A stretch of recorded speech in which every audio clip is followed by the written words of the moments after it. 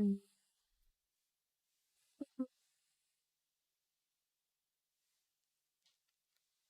Sorry, guys. We're almost done too, which is like that was like my last question. One sec. Okay. Why?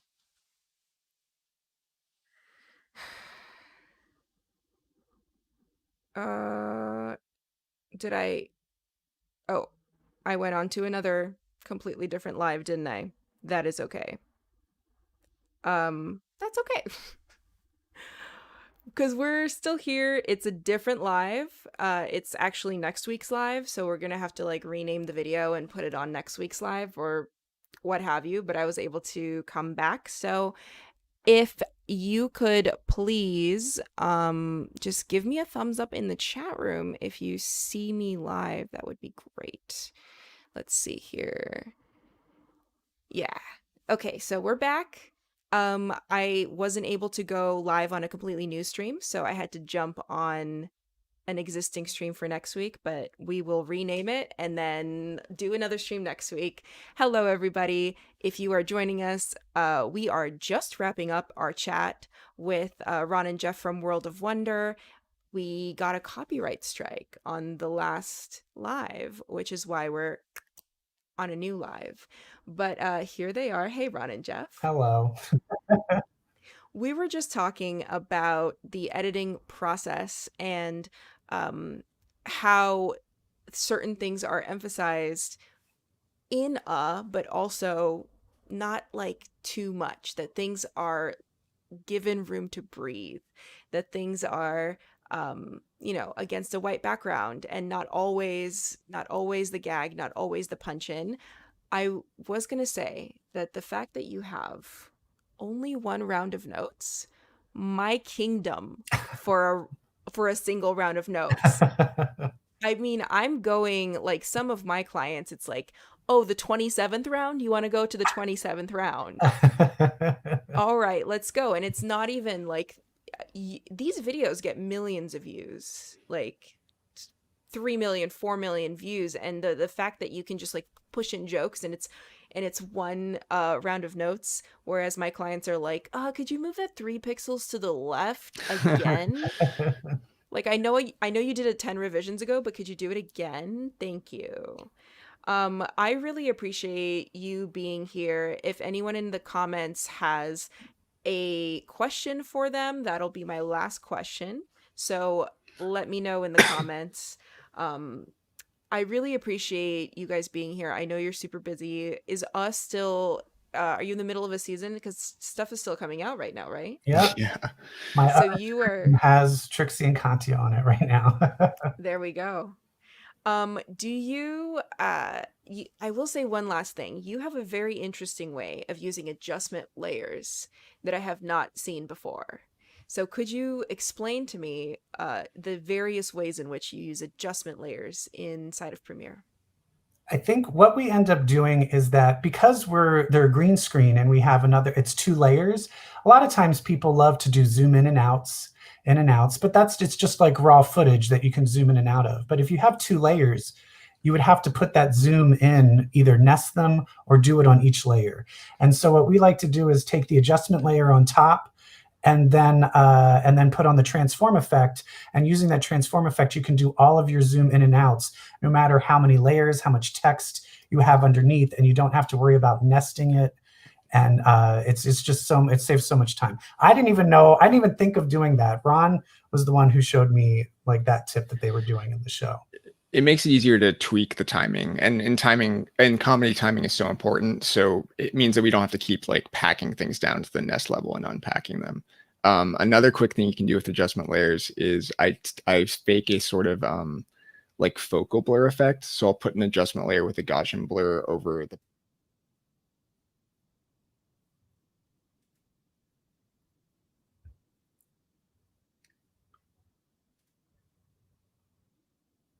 I'm showing a few of your timelines right now. I'm not sure whose timeline I'm showing on the screen, but they look nuts. I think Um, those are both of ours combined, right? those are both of yours combined. You can really tell that it is now made by two halves because It's like on one half of it, it sort of explodes. Um, and then on the other half, it's a little bit of a tighter vibe. But I can tell it's very interesting how you use layer stacks separately. We also have this last question that I will ask you, and then I'll let you go. From John Cooney, he asks, any tips for your amazing chroma key work? I would say repaint your green screen. Repaint it? Well, I mean, that's the thing. If the green screen gets too, I was just, the better your green screen is at the beginning, the better your key will be. So if you got dirty shadows or a dirty green screen, there's only so much that you can do. But yeah, we key everything in Premiere using Ultra Key. Awesome. And I will actually show in my tutorial how to key using Ultra Key, and I'll give you some And tips. I would just So, say my one thing is I always turn it to the alpha. So you're seeing just the black and white. And that's usually how I get the key nice and crisp rather than just looking at the color, like the actual footage. well, there you go. So turn it to alpha. Pro tip. We'll do that. We'll check it out. We'll see how it goes. I really appreciate you two being here, rolling with the punches. I know this interview was a little longer than I said it would be, but that's only because I'm like extremely excited to know you guys, to speak to you. Really appreciate you being here. If people want to check out you as people, not just as the men behind the curtain at where can they find you on the internet? We'll start with Ron. I'm just on Twitter and Instagram at Artofwot, ARTOFWOT. Awesome. And you can find me on Instagram at Evil Jeff and on Twitter at The Evil Jeff. Well, Ron and Evil Jeff, thank you so much for being here. I really appreciate your time and Thank have a great you. rest of your day. Don't go outside and breathe the air. Okay. Of Bye. course. Bye.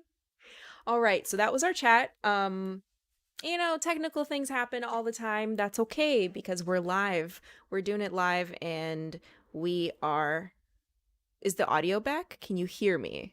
Let me know if you can hear me by putting a emoji, any emoji, your favorite emoji in the chat. If I see a bunch of emojis, that means that you can hear me because I just got a notification that you can't. So let's see if you can hear me.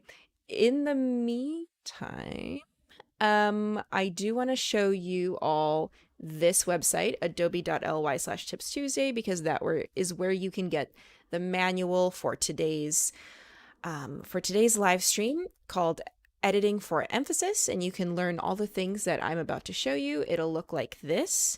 And today we're doing faux tracking an element over live action. We're doing a zoom transition.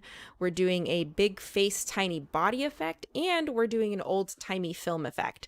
So those are all things that they do in and I'm going to show you how to do them. Also at adobe.ly/tipstuesday, you can enter for a chance to win 12 months of Adobe Creative Cloud. Congratulations to last week's winner, Omid Safapour. Congratulations, Omid.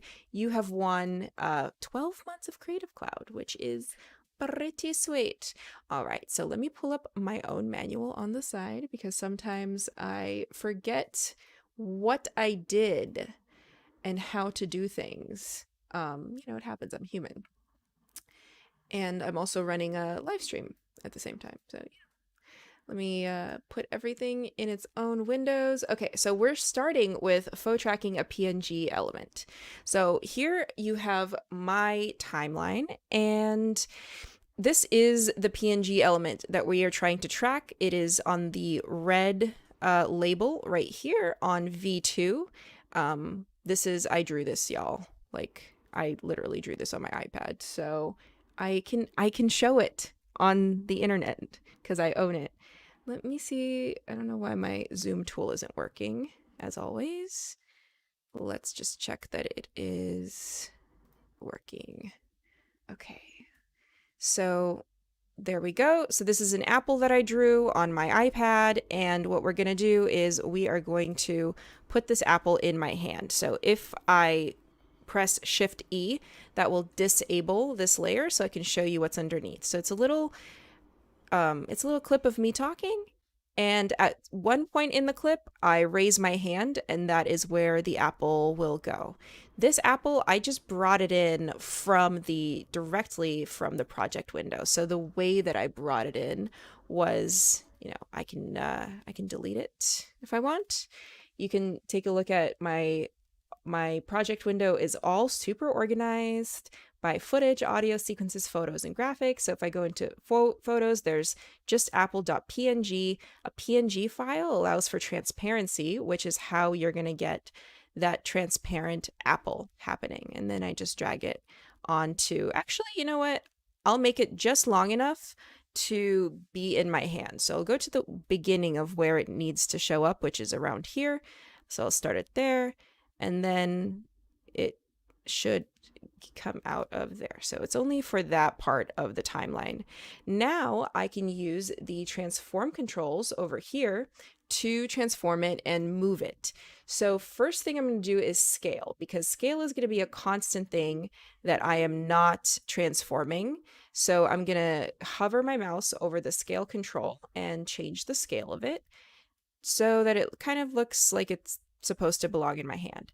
Now I'm going to change the position of it by hovering my mouse over these two numbers, the X position and Y position, and I'm going to move it over. So I can do that, or if I just select the motion word, a little bounding box will appear around the PNG element, and I can literally place it where I need it. Okay, so it's there. Now that I have it in this particular spot at this particular time, what I want to do is lock it. I want to lock it there at that time. So the way that I do that is by pressing the stopwatch option next to the word position. So if I press the stopwatch, it becomes blue. And then on the actual timeline up here, you will get a little keyframe, which is this indicator right here. That means that at that point, it stopped there. But since it's the only keyframe, it's only going to hang there. So now this is called faux tracking, right? This is something that Ron and Jeff do all the time. They don't have time to go into After Effects. I mean, they're doing one video a week. They sometimes don't have time to go into After Effects and track everything. So they do it inside of Premiere. So I'm going to just move my playhead forward and again, adjust that. I could also just select motion and adjust it, move it forward again, adjust it again, move it forward so that it looks like, it's in my hand. And then at this point, I'm going to kind of drop it down low. And you can see those keyframes have appeared on the screen themselves. It's kind of drawing the keyframes on the screen where the location is. So that is those keyframes, but that's only half the story. That's only the back half of the clip. Let's go to the front half of the clip and again, keep moving it. And every time you move it, the keyframe will appear. Now here, I kind of want it to land and land in my hand as if I've thrown it up.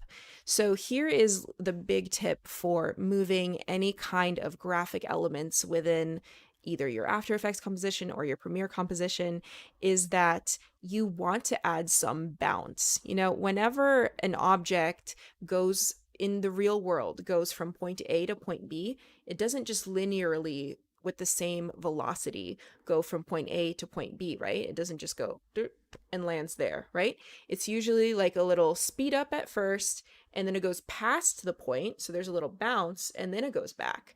So see what would happen if I didn't do the bounce. So if I didn't do the bounce, I moved it there, and then I moved it down all the way. Take a look at what that looks like. Oh, it already bounced a little for me, but let's just say I didn't bounce it. See how it just kind of sticks to the hand? Which is cute and all, but I want to add a little bit of a bounce, right? So right before it's supposed to land, like right here, What I'm going to do instead is I'm going to move it up a little bit higher. So that way it goes to this level, then it bounces up to this level, and then it comes back down to this level. See that? So adding that little bounce did a lot for me. Oh, you're not seeing my timeline. Oh, all right, we're going to go back. Sorry, it's difficult sometimes. Okay, so we're going to go back. I'm going to re-show this to you. Okay, so this is what it would look like if it was just a linear, if it was just stuck to my hand, right? There we go. So I can actually keep replaying this little piece of the timeline if I put my playhead, which is my blue line, here, and press I. Then I put my playhead after it, press O, so I've selected just this part of the timeline, and I enable what is the loop playback feature, which is just here. So you can just enable it right now. And if it's not available in your Premiere Pro, you can always add it over here. You can go to plus with the button editor and you can drag the loop playback button into your button bar. So if I play back now, it'll just loop that playback. So this is what it looks like if that apple is stuck to the hand. And it's a very unnatural movement, right? So how do I make it more natural? Well, let's go to this keyframe, this one right here. Let me draw it a little bit better. This keyframe right here, right? So let's go to it. So we can either go to it by moving our playhead over here, or we can use these little buttons on the side of the keyframe indicator and it will jump to the next keyframe. So the keyframe we're trying to jump to is this one. So let's jump to that keyframe 1, 2, 3, 4. So we are at that keyframe now. And instead of keeping it on the hand the whole time, I'm going to move it up a little bit so it bounces up. So let's check that out. See, having a little bit of a bounce is super helpful. Let me render it so it plays through a little bit faster for you.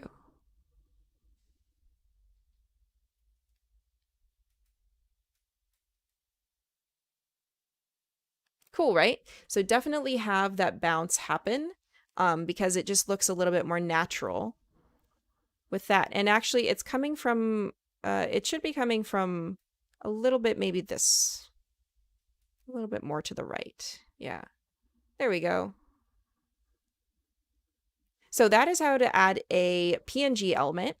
And again, if you want to know everything that is in the guide here for tracking a PNG element, that guide is at adobe.ly/tips Tuesday.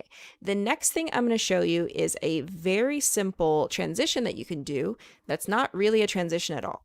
So look at this. These two clips right here. We have a clip of this wonderful model. Her name is Crispy, and she is turning her head, and you can see the kind of medical hat, nurse's hat, I guess, like fake nurse's hat. This makes me think of Kill Bill, Daryl Hannah, you know, the whistle vibe.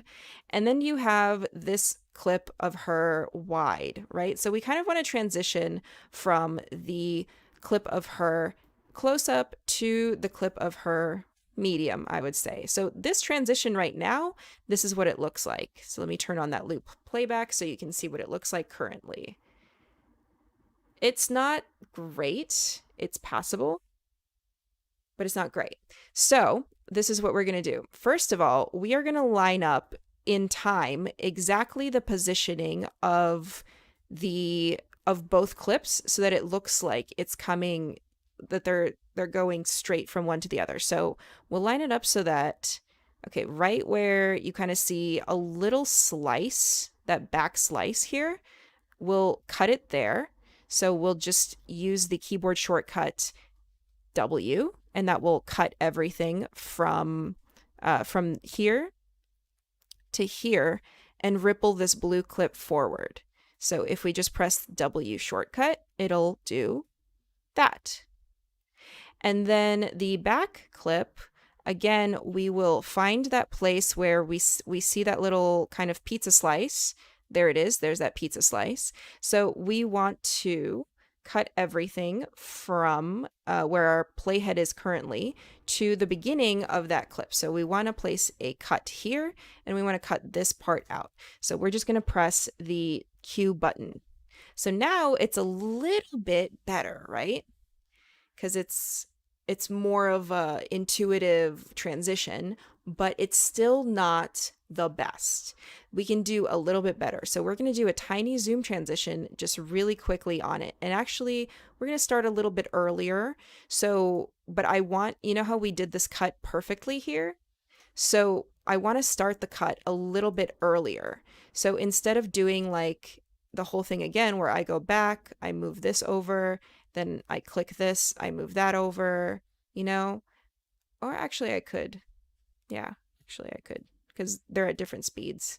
So that's what we're going to do. So the first like three or four frames, this transition is going to be very quick. The first 3 or 4 frames, and each of these is a frame. 1, 2, 3, 4. That's where our transition is going to be, and we're going to use keyframes again. So we're going to put our playhead here at the 4th frame, and we are going to keyframe both the position and the scale of this clip. So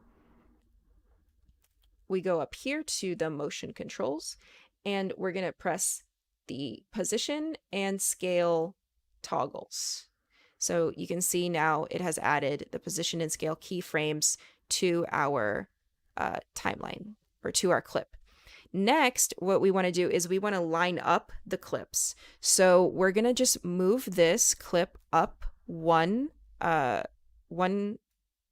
track by selecting it and holding down Alt while we go up button, and then just extending it over the preceding clip a little bit. So we'll go to that area where they're overlapping. That's where we'll put the playhead, right where they're overlapping. And what I want to do is overlap the clip underneath by just 1 frame for now. But this is where we'll end up cutting it. And if I forget that this is where we need to end up cutting it, I could place a marker here by just pressing M. And that'll save that marker on my timeline so that I know that the cut should be here in the end. I'm going to zoom out. All my zoom tools are working at the same time. Okay, so now I have this one on top, which is the wide, and I want to adjust it so that it fits perfectly over the close-up. So the first thing I'm going to do is change the opacity, which is just dragging this line down a little bit. So if I drag the line down, there's the opacity. And now I want to line it up right at the cut point. So I'm going to just increase the scale, lower the position, increase the scale, lower the position, increase the scale a little bit, move it over.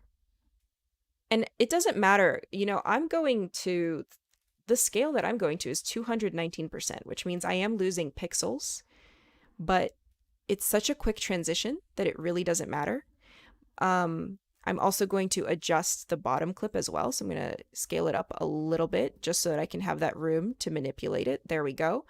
And again, because this is our cut point, what I'm going to do is, first of all, I'm going to increase the opacity back up. I'm going to trim them to the cut point and put them together again. So take a look at that. Now a transition has been applied, not in the way that you go to the effects tab and you go to video transitions and you drag a transition over. No, not that kind of transition. We did it manually, right? So we did it like this. Let's take a look. Yes. Let's actually start around here. So I'll press I here and O there, just so it plays a little faster for you.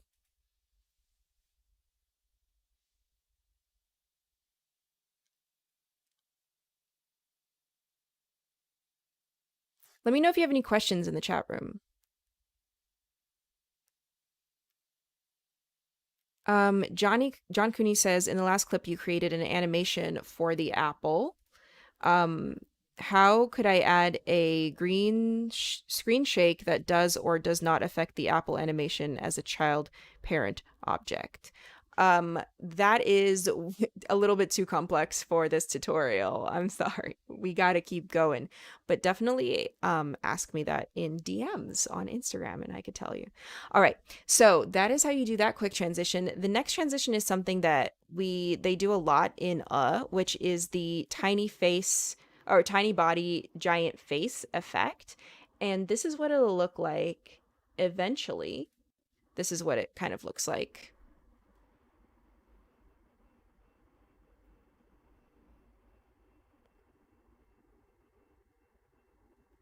I'll start it actually there. So let's learn how to do that. So here I have two layers. I have my green screen layer and I have so I'm going to press Shift E and I have my background layer. Now the background also has a foreground as well. It has this table in the foreground. So the first thing I'm going to do is cut out this table in the foreground and put it on top of my background or on top of my green screen layer. So let me extend this a little bit. So I'm going to hold down the layer, that's the red egg cooker background layer, and I'm just simply going to hold down, not that one, hold down Alt or Option, and that will duplicate the clip and move it at the same time. So hold down Alt or Option and move the clip. So now I just duplicated the clip on top. Then I'm going to go over here to opacity, use the pen tool to go ahead and draw the borders of the table very, very quickly. It does have to be super duper accurate for this tutorial, but also I've been using pen tool for 15 years, so I should be fairly good at it, I think. Let's see. There we go. Yeah, pretty good. Good enough. Great.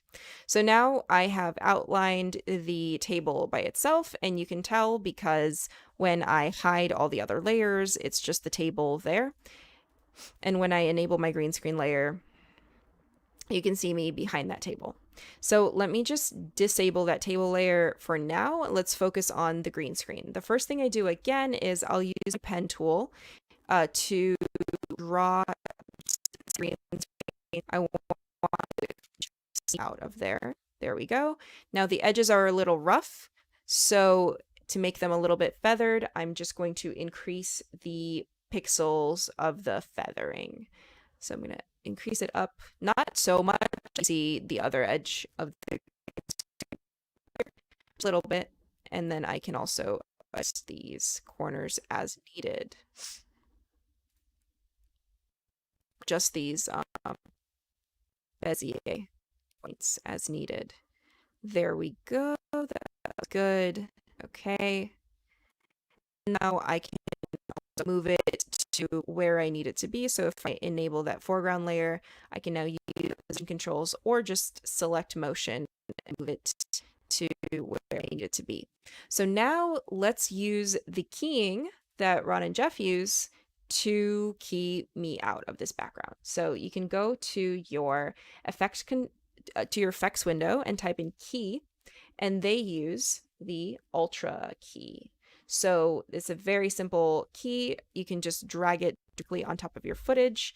It will ask, hey, what's the key color? So you can use this eyedropper tool to find the key color. And I'll click in. I'll say that's the one right there that I want. Hold on a sec. Something is afoot. There might be an issue. It should work, of course, but let's just grab it from here then. That's okay. So once you key it, it should look like this. And you can see the Ultra key here. So what I did was, before I added the color, I selected that exact green, and then I played around with these settings, the transparency, the shadow, the tolerance, the pedestal, in order to get it to a nice clean key. If I zeroed all of those, so let me just duplicate this and save it by duplicating it on top of itself by pressing Alt and disabling. Now I'm going to select this one. Let's see what it would look like with all of the default, not that. Let's see what it would look like with all of the default settings. So I'm going to default all the settings on this for the Ultra key. Okay, so you can see that it has a little bit of a kind of hazy edge here. So by playing around with those settings, I was able to get rid of the hazy edge. A little bit of spill is what it's called. It's like green screen spill, right? So the shadows, if you take them down, it makes the shadows transparent. You can make the tolerance a little higher, so I like that. You can change the transparency. So just keep playing around with it until you get a really nice edge key. There we go. And then on top of that key, I also added some Lumetri color to kind of blend me a little bit better. Oh, this could be better. Let's see. Let's just turn the one I already did on. There we go. So on top of that, I added some Lumetri color in order to pop me a little bit better into the background, because the background is a little bluer and my skin tone in this clip is a little bit more warm. So I just added a little bit of white balance color correction onto it. So that's what that looks like. Now let's select a section of this to make a big head. Again, you can either cut it. So by selecting this clip, you can press Command K or Control K, and that will slice the clip right there and duplicate it on top of itself. So by holding down Alt or Option. Now the top clip, what I'm going to do is I'm going to draw that mask again around it, but this time around here. And I can make this a little bit more bigger. See what it's doing there? It's bringing back my other two layer. So after I'm done with the mask that I'm on, I have to delete the first mask because I don't need it anymore. And I'm just going to outline it quickly. There we go. So that's mask 2. I'm going to delete mask 1 because I don't need it. So mask 2 is the only mask that I have. And if I solo just this one layer, that's what it looks like. So it's just my head. Now the thing is with this kind of stuff, like if you don't move your head too much, then you don't have to adjust the mask very much. So let's see how much I move my head and whether or not I need to adjust my mask. I definitely know I do need to adjust my mask. So over here under mask path, I'm going to enable the keyframe as well, because it might look good now, but it won't look good just a few frames from now. So I keep going. Okay, see how my mouth opens? So I'm going to just adjust the mask slightly, and let me give it a little bit of feathering. Okay, keep going. Okay, now my mouth is closed. I'm going to adjust the masks slightly.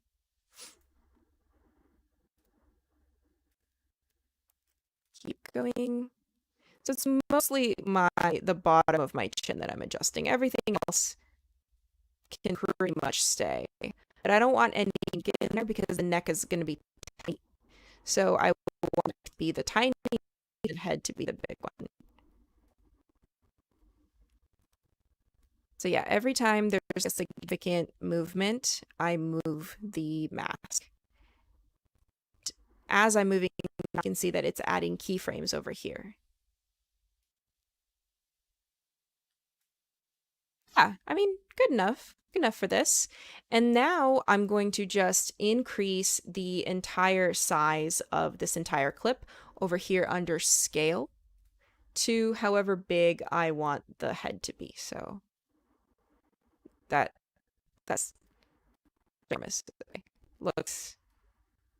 looks too big. Okay. That. There we go. There we go. So that's the head now. And the last thing that I want to do is do a little bit of a wiggle from side to side. So, one second. Oh, you are not seeing. Let me know if you're seeing my screen. Are you seeing my screen? If you are seeing my screen, let me know. Did I lose you? I'm trying my best.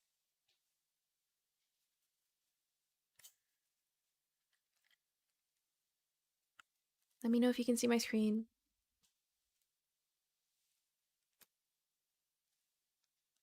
Yes. Okay. Great. Awesome. Okay. I'll put myself back here. So now what I want to do is I want to nod my head from side to side.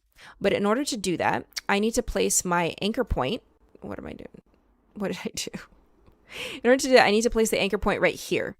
Because where the anchor point is right now is right here.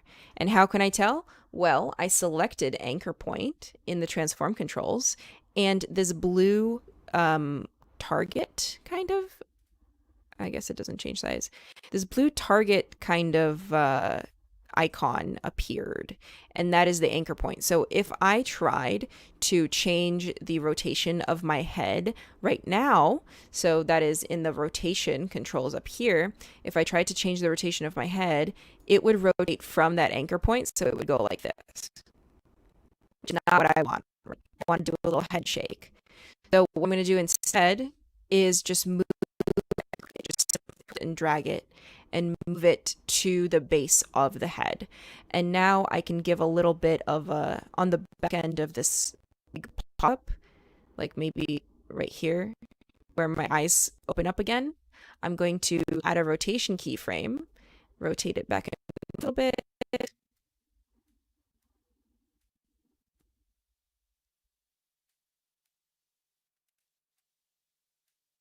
kind of looks like that.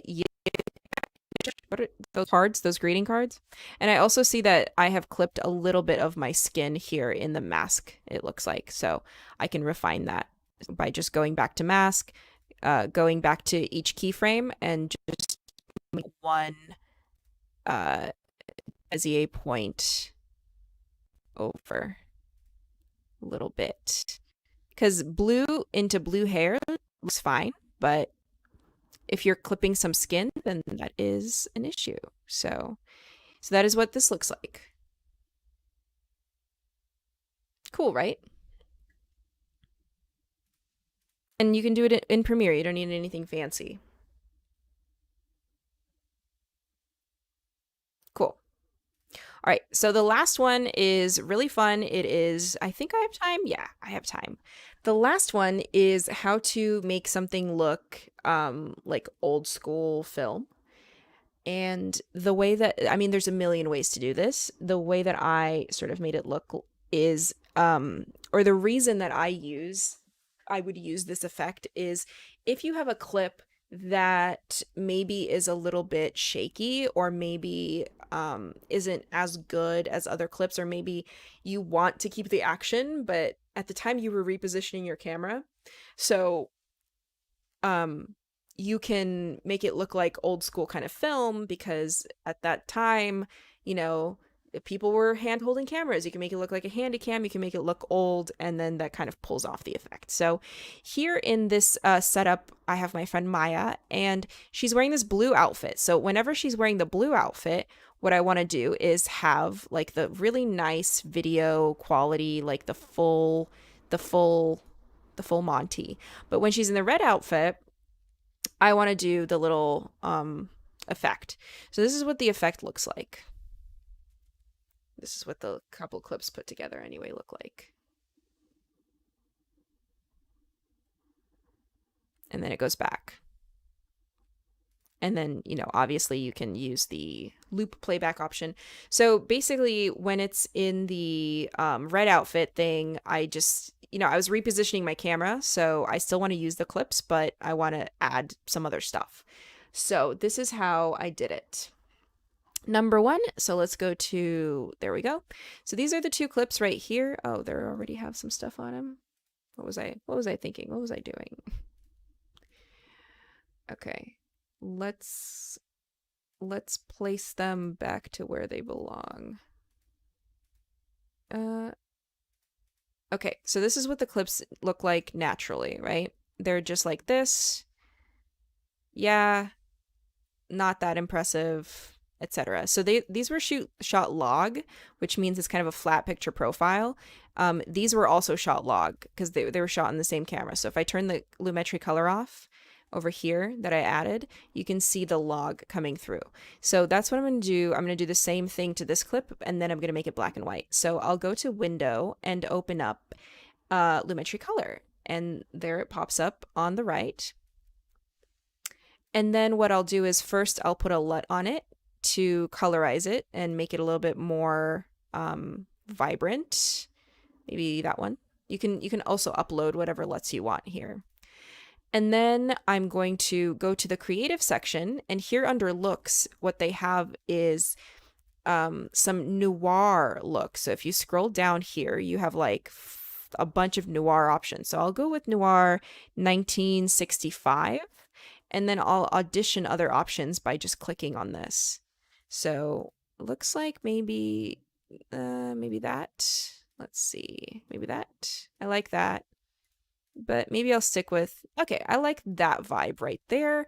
Maybe I'll take the shadows down a little bit, and I'll add a little bit more contrast, and that looks good to me as far as the color goes. So I'll go ahead and copy the Lumetri color effect by selecting it, going Command C, go to the next one, Command V. So there we go. We have the two clips now colored with Lumetri color. We can close that. Second of all, what I want to do is add a little bit of noise. So I'll go into effects here and I'll type in noise, and then I'll just drag the noise effect onto the clip. Now here's the noise effect. I don't want to use color noise because I want this to be black and white. Actually, I want it to be slightly colored, not fully black and white. Let me go back to Lumetri color real quick. And here in the creative section for looks, there's an intensity slider. So instead of making it like fully black and white, I'm gonna take the intensity down to like 75. Cool. Let me do the same thing here. 75. So it's like, it's giving you a little bit of something. All right, so back to noise. You can add color noise, or you can add black and white noise. In this case, I'm going to just use black and white noise, and I'm going to increase the amount of noise. If I increase it too much, it'll look like that, which is very Van Gogh, but not what we're going for. So I'll take it down a bunch of notches to something like, yeah, like 19. I'll copy the noise effect, Command copy, and I'll put it over here, Command V. Another way that you can add the noise effect to both clips, the way that Ron and Jeff do it, is by doing an adjustment layer above the two clips. So instead of doing the noise effect here, and then having to add it a bunch of times, we'll go to our main folder organization here. We'll select graphics, so that the adjustment layer goes into our graphics folder. We'll go over here to new. Oh, click something accidentally. We'll go over here to new item, and then we'll go to adjustment layer. And then we'll just say okay, and then drag that adjustment layer on top of both of them, and then add the noise effect here. So that noise effect will affect both of the clips underneath. So now I've made it a little bit more, a little bit grainier, a little bit more noise. Another thing that I can do is add even more film kind of scratches. If you have access to a library such as Adobe Stock, you can get a bunch of fun film grit effects, kind of like this. This is one. This is another one. I kind of like this like old-timey, old-school effect with all these artifacts. So I'm going to select a portion that I like. I'm going to press I for in point and then drag it on top of my adjustment layer here. And you can drag just the video by going to this button right here, drag video only, and then dragging it into your timeline.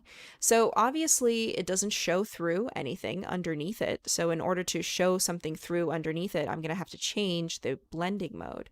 So here under blend mode, you can audition a bunch of different ones. There's really no like right answer, because if it was black, you could just use screen. But in this case, I'm just going to use linear burn. I like how that looks and what effect it gives to my footage underneath. So that is what that starts looking like. So I have the color, I have the grain, I have the film grit. And then on top of it, what I want to do is make it look like it's a different size, right? That it's a different frame size. So I want to add this like frame in the middle. So what I'm going to do is I'm going to put an adjustment, or put a black mat on top of it. So again, I'm selecting my graphics folder and I'm going to add just a simple black mat. So I'm going to go to new item, and instead of adjustment layer, I'm going to go to color mat. And in this case, I'm just going to press OK and then ask me what color do you want. I'm just going to say black. You can name it. So I'm going to say pure black. OK. And then drag that pure black over top. So it's just the color black, right? And now what can I do? Well, remember how we've been using the pen tool this whole time to draw our masks? This time I'm going to use the rectangle mask. So I'm just going to select the rectangle mask, and it creates a rectangle for me here. I'm going to change the size of it to what I want my window to look like. So I'm going to click on one of the corners, hold shift, click on the opposite corner, and then drag that out. And that drags both corners together. So again, here is the same deal. I'm going to select this corner, hold shift, drag those corners out. If I wasn't holding shift, I could do this. It'll be a trapezoid. But if I hold shift, it'll do it perpendicular, or parallel, I should say. I'm going to hold these two up. Hold these two up, drag them up like this. Hold these two down, drag them down like this, and maybe extend this a little bit. Yeah, that looks good to me. Now the corners need to be rounded because this is an old school thing, right? And also I want them to be sharp. By default, Premiere gives you a feathering of 10 pixels. So I'm going to go over here to mask feather, and I'm going to make it sharp, 0, right? Because if I didn't make it sharp, like if I exaggerated the feathering, it would look like this. So I wanted to be 0. And actually, you know what I'm going to do? No, instead of doing that, I'm going to make this box smaller. That's what I wanted to do. I wanted to make the box itself smaller, so that when I added the mask expansion, the corners would round. So let me make the box. Let me start over. I know what's happening. Start over. So just bring in the pure black. There we go. Select it. Go to the rectangle polygon mask. And then take the mask feather down. And then increase the mask expansion. And by increasing the mask expansion, it will round those corners for you. So now that the corners are rounded the way that I want them to be, I'll go ahead and select each of the corners and move it up and out while holding shift to select them perpendicularly. This is the very last tip. If you have any questions, leave them in the comments. And also, if you learned anything new, like anything new at all, please let me know. I would love to know if you learned anything new. So now I have this black solid box, but is the opposite of what I want, right? I want everything else to be black, and I want this window to show through. So I'm just going to click on the inverted checkbox. And voila, here we go. That's what it looks like now. And the cool thing about having this window is that I can take the clips underneath, like this clip, for example, and I can change the position of it and move it around pretty simply and easily if I want. Oh, last tip. That's right. I forgot. Okay. So I was recording this in slow motion. So to make it like look a little bit more jittery, you can change the speed of it or the rate of it by pressing R and then just squeezing it together like this. So now I've changed the rate of it so it's a little bit faster. It's a little bit more like jittery, right? And the last thing is I've changed the rate of it, but it still kind of looks like a a modern video with a modern frame rate. So I can change the frame rate as well. So if I go into effects and I'm going to go into time, there is this effect called posterize time. And I'm going to put it on and change the frame rate to like 12.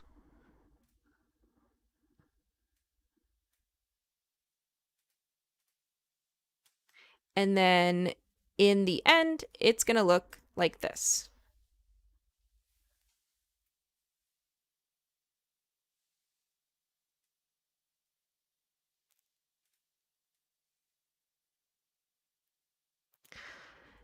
Thank you so much for watching. I really appreciate that you stuck around through technical difficulties. And next week, we are going to be diving back into the world of After Effects. I've already done 2 After Effects tutorials, but there's so much to learn. I can't possibly fit it in.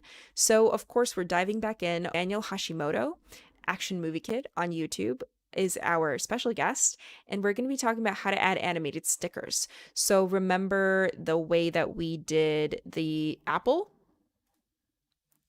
Well, this is like level 1. We're going to go to level like 55 next week just on this. So, yes, definitely stick around for that. And this has been Valentina. Enjoy the rest of your day. Stay safe, everybody. Bye.